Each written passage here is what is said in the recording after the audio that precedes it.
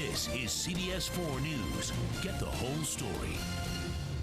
Lawmakers are one step closer to killing Colorado's death penalty.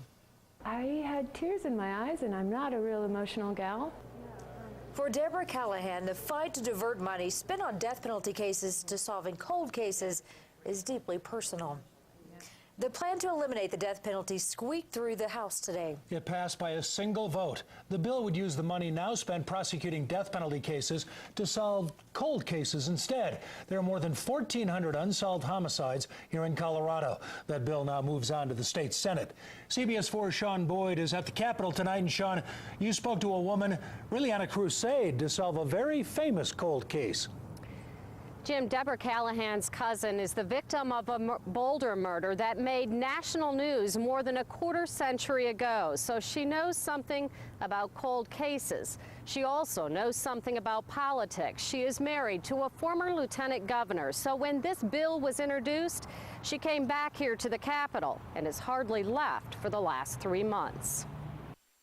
Growing up, Deborah Callahan remembers thinking her cousin Sid Wells had it all, a University of Colorado senior. He was dating Robert Redford's daughter, planned to fly jets for the Navy and be a journalist. Sid was sort of the golden boy. Then it all fell apart. It was August of 1983 when the 22-year-old was found shot, execution style, in his Boulder apartment. Evidence pointed to his roommate, Thane Smyka. We had every reason to believe at the time that there would be an arrest, that punishment would be swift, would be sure. But the district attorney refused to prosecute. Weeks would turn into years.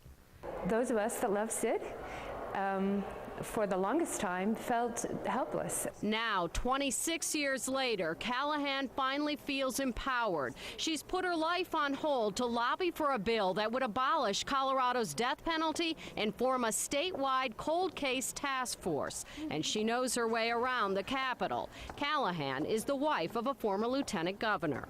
They say politics makes strange bedfellows, and that is certainly true here. We are the families of homicide victims.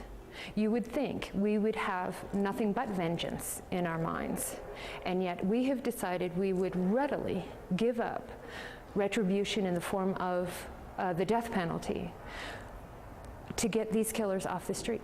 And so she travels more than 200 miles a week from her home in Gunnison to fight for the bill and justice for her cousin. For the first time, I can do something. Callahan is a volunteer with Families of Homicide Victims and Missing Persons, the group that is pushing for this bill. It argues that in the last 40 years, only one person has been executed in Colorado, while there have been a backlog of 1,400 cold cases. As for the Sid Wells case, Boulder police haven't given up. In fact, investigators plan to meet with the district attorney's office in the next couple months to discuss the possibility of using new DNA technology to develop new leads. Jim? Sean, let's hope that leads somewhere. Thanks very much. This bill does have some high-profile critics, however, and they include Colorado Attorney General John Suthers. He says passing it would be a critical mistake. We have to have a system that has penalties geared so that sufficiently harsh, so that the victims and their loved ones have confidence in turning the case over to the government, not taking the law into their own hands, and allowing the government to seek whatever societal retribution is appropriate. It's time for you to weigh in. Do you think money spent prosecuting death penalty cases would be better spent on cold cases? Vote now by going to CBS4Denver.com.